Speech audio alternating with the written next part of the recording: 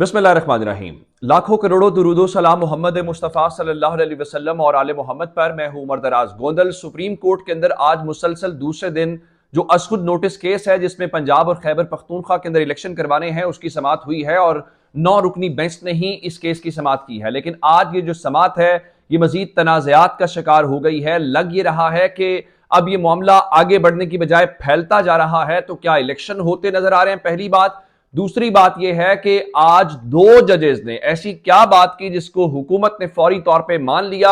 और उसके बाद चूंकि कल मरियम नवाज साहिबा ने बहुत सख्त अल्फाज इस्तेमाल किए थे 2 जजेस के बारे में, उनकी तस्वीर दिखाई गई थी, तो आज वो मामला जब चीफ जस्टिस के सामने उठाया गया एक वकील की जानिब से, तो उस पे चीफ जस्टिस ने क्या कहा ये बड़ा इंपॉर्टेंट है। और फिर उसके बाद इस केस से हट के राना सनाउल्लाह की जो काबिल जमानत वारंट गिरफ्तारी है उसके मुतालिक भी बात करेंगे। और नवाज शरीफ ने सीनियर पार्टी लीडरशिप को एक हुक्म पहुंचाया उसके हवाले से बात करते हैं। पहली बात यह है कि आज दिन 11 बजे इस केस की समाअत होनी थी, लेकिन 11 बजे बताया गया नहीं जी 11 बजे शुरू नहीं होगी, 11:30 बजे शुरू होगी। तकरीबन 37 मिनट की ताखीर के साथ आज केस की समाअत शुरू हुई।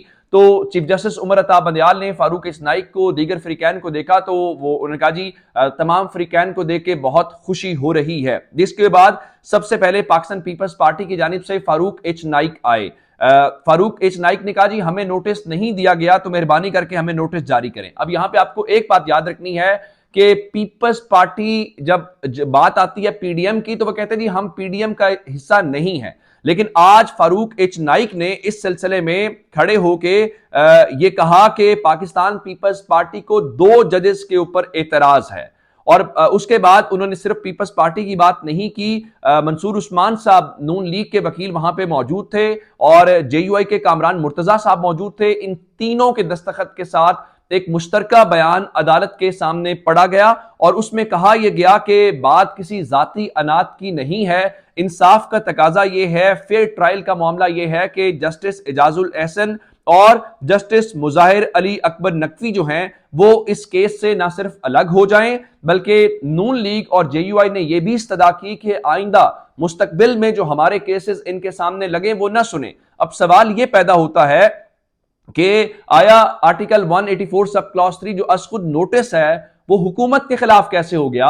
वो तो इलेक्शन की तारीख न देने से मुतालिक है और ये बड़ा इंपॉर्टेंट बात है। और उसके बाद उन्होंने जस्टिस जमाल खान मंदोखेल का जो कल का नोट था उसको पढ़ा और जिस पे अदालत ने ये पूछा कि ये जस्टिस मंदोखेल का नोट आपके सामने कैसे आ गया, इसके ऊपर तो अभी दस्तखत भी नहीं हुए। जिसपे फारूक एच नाइक ने कहा जी मेरे पास ये नोट है। उन्होंने ये नोट पढ़ा और नोट पढ़ने के बाद इस हवाले से अदालत ने कहा कि हम इस बात को ऑर्डर का हिस्सा बना लेते हैं और मंडे को इस सिलसिले में सुनेंगे। जिसपे चीफ जस्टिस ने कहा कि हम सबसे पहले, चूंकि अदालत ने यह कहा कि जी इन्होंने फारूक एच नाइक साहब ने भी कहा जी असखुद नोटिस नहीं बनता था, उसके बाद तो उन्होंने कहा ठीक है हम इसको सबसे पहले इस असखुद नोटिस के काबिल समाअत होने के हवाले से मामले को देखेंगे। जिसपे चीफ जस्टिस ने यह बात जरूर की कि फारूक एच नाइक साहब 100 मोटो से पहले भी हमारे सामने दरखास्तें आ चुकी थी, सदर की तारीख देने समेत कई वाकयात को हमने देखा है।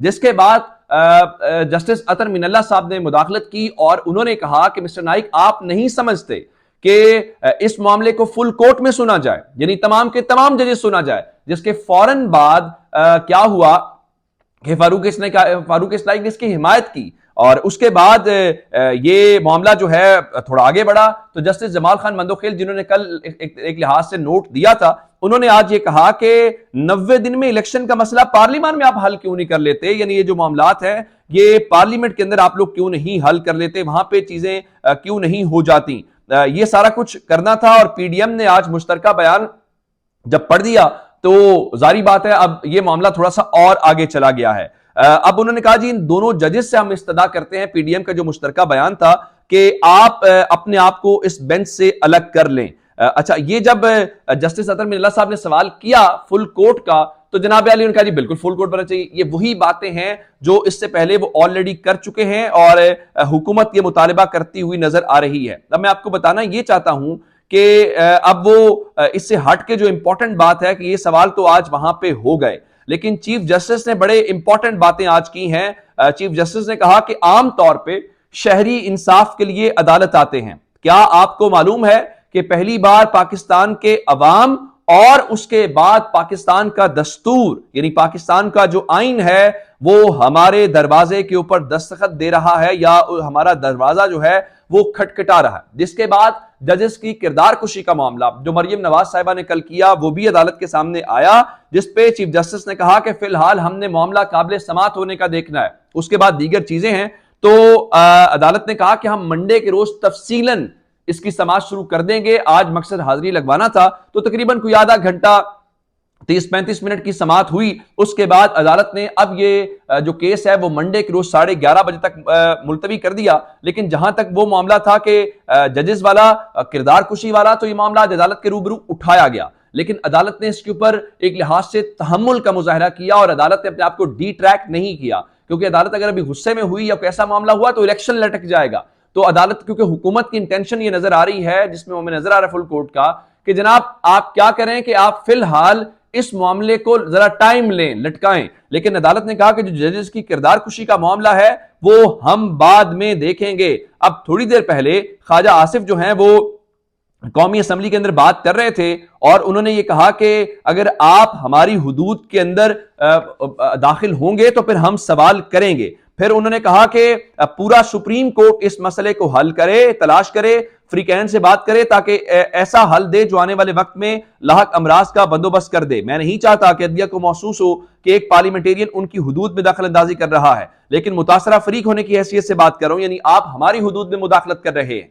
और आज पॉलिसी स्टेटमेंट पार्लियामेंट के फ्लोर के ऊपर खड़े होकर ख्वाजा आसिफ ने कहा है कि फुल कोर्ट, यही वो सवाल था जो जस्टिस अतर मिनल्ला साहब ने उठाया और फारूक इस्नाइक ने फौरी तौर पे उसकी हिमायत की। यहां तक तो बात होगी ये, और आज खबरें सुबह से ही आ गई थी कि ये जो अदालत जमातें हैं ये इन जजेस के ऊपर एतराज करेंगी। अब मैं आपको राना सनाउल्लाह के मुतालिक बताना चाहता हूं जो खबर आई है।